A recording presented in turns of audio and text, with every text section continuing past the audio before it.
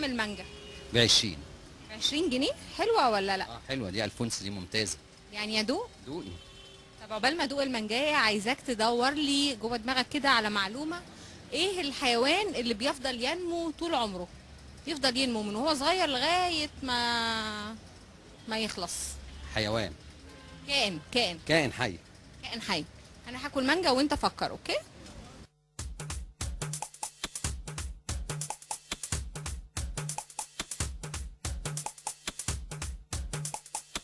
هدوق واقول للناس اذا كان طعمها حلو ولا لا.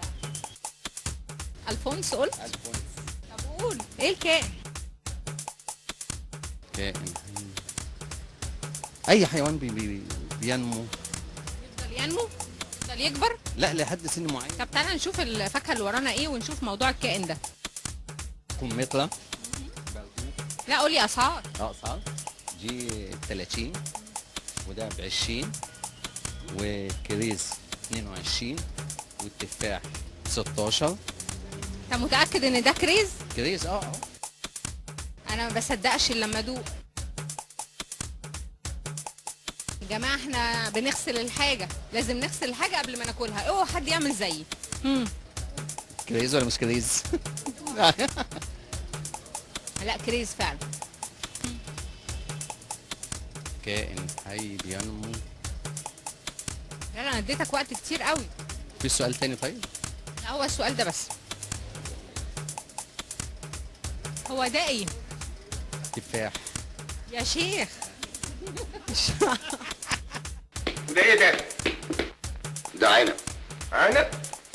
بس من تخفيلهم هنا بيسموه بطيخ. طب امال ده اللي جنبه ده ايه؟ لا يا شيخ.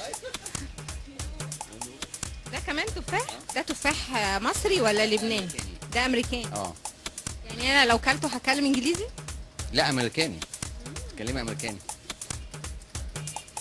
لا تفاح فعلا؟ طول ما انت ما بتجاوبش هدوق المحل كله. طب مفيش سؤال سهل كده عشان انا اتخرج فيه. لا بلاش. فكر قبل ما اوصل للبطيخ.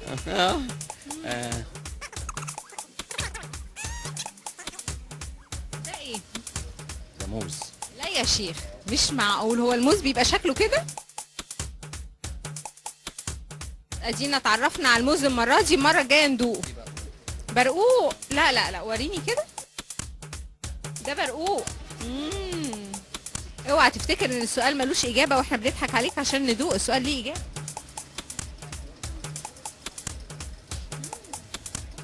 كائن حي. ده برقوق احمر. الراجل الفكهاني طلع ما بيكذبش، ده برقوق فعلا. وده كمان برقوق. كائن حي بينمو. بص انا دقت الفاكهه اللي عندك كلها، فهضطر ان انا اسيبك وتتابعنا في رمضان عشان تعرف اجابه السؤال ايه. استنى في رمضان كل يوم حاجه اسالك.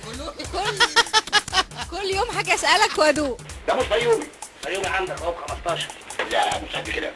والتين ده مفيش ده متباع. قطعت رزقك. ممكن تقولي ايه الكائن اللي لا يتوقف عن النمو ابدا؟ الكائن اللي لا يتوقف عن النمو